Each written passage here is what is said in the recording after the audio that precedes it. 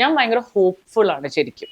അതായത് at least in awareness എന്നുള്ളൊരു സംഭവം ഉണ്ടല്ലോ.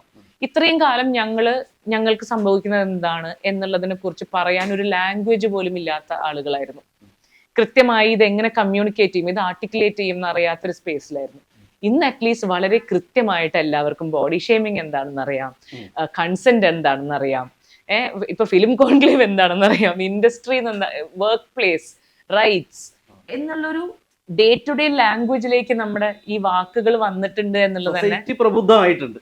സൊസൈറ്റിയും സംഘടനകളൊക്കെ പ്രബുദ്ധരായോ എന്നറിയില്ലെങ്കിലും മുന്നോട്ട് പോയി നമ്മൾ ഇതെന്തൊക്കെയോ ഉണ്ടല്ലോ എന്നുള്ളൊരു സ്പേസിലേക്കെങ്കിലേ നമ്മൾ അതിനെക്കുറിച്ച് ചർച്ച ചെയ്യാൻ തുടങ്ങിയിട്ടുണ്ട്. നമ്മൾ വളരെ ആധികാരികമായി അതിനെക്കുറിച്ച് സംസാരിക്കാൻ തുടങ്ങിയിട്ടുണ്ട്. ഒരുപാട് ഗുണം കിട്ടിയിട്ടുണ്ട്. പക്ഷേ റിമ ഉൾപ്പെടെയുള്ള ആളുകൾക്ക് വലിയ നഷ്ടങ്ങളല്ലേ ഇല്ല, ഞങ്ങൾ ഇതിന്റെ ഒക്കെ എല്ലാം റീപ്പ് ചെയ്തിട്ടേ ഞങ്ങൾ പോകുന്നുള്ളൂ. ഞങ്ങൾ എങ്ങോട്ടും പോകുന്നില്ലല്ലോ.